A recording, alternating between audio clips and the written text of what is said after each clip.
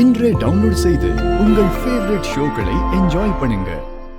என் மேல உங்களுக்கு கொஞ்சம் கூட நம்பிக்கை இல்லையா? இவ்ளோ பெரிய பழி என் மேல சுமத்திருக்கீங்க. அந்த அபூர்வ பத்தி தான் உங்களுக்கு தெரியும்ல.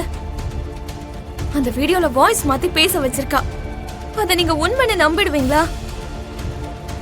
பூர்ணி உங்களுக்கு தங்கச்சின்னா எனக்கு அவ நாத்தனார். உங்களோட குடும்பம் அவமானப்படுதுன்னா அது ஏன் குடும்பம் அவமானப்படுற மாதிரி. நீங்க பேசின பேச்செல்லாம் என் இதயத்தை துண்டு துண்டா உடைச்சிருச்சு தெரியுமா? எனக்கு வர கோபத்துக்கு நீங்க நினைக்கிற எதுவுமே உண்மை இல்ல. நான் எந்த தப்பும் செய்யலன்னு நிரூபிச்சு காட்டணும்னு நினைச்சேன்.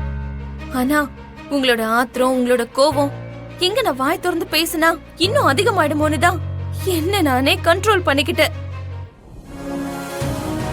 என்ன வாய்க்கு வந்த மாதிரி திட்டினீங்க, எல்லாத்தையும் பொறுத்துக்கிட்டேன்.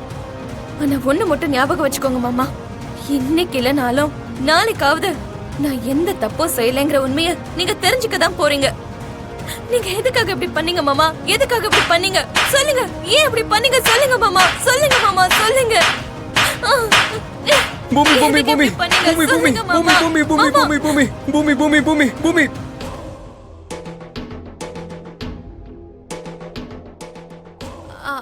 என்ன பூமி இப்படி அடிக்கிற? சரி நீயா? நான் மாமான்னு நினைச்சு. எனக்கு புரிஞ்சிருச்சு, எல்லாம் புரிஞ்சிருச்சு. பா வச்சு செஞ்சு விட்டுட்ட பூமி. பா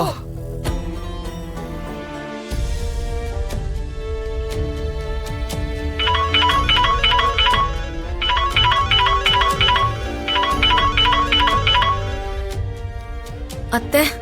பூமி எப்படி இருக்கம்மா? நீங்க எப்படி இருக்கீங்க அத்தை? நீங்க இல்லாம நாங்க எப்படி இருப்போன்னு உனக்கு தெரியாதா? நீங்க என் மேல வச்சிருக்கிற பாசம் எனக்கு தெரியும் அத்தை. ஆனா உங்க புள்ளையோட வார்த்தைய மீற முடியாது. நான் அவரோட வார்த்தைய மதிக்காம அங்க இருக்கவும் முடியாது. உங்களை எவ்வளவு கஷ்டப்படுத்துறேன்னு எனக்கு புரியுது. ஆனா என்ன பண்றது? அந்த அபூர்வா நம்ம வாழ்க்கையே கேள்விக்குறியாக்கணும்னு பாக்குறா. நம்ம சேர்ற மாதிரி சேர்ந்து திரும்பவும் பிரிஞ்சிடுறோம். மறுபடியும் நம்ம சேர போற டைம் எப்ப வருமோ? எப்பவும் எதுக்கு? இன்னைக்கே நம்ம பார்க்கலாம். எனக்கு உன்னை பார்க்கணும்னு ஆசையா இருக்கு.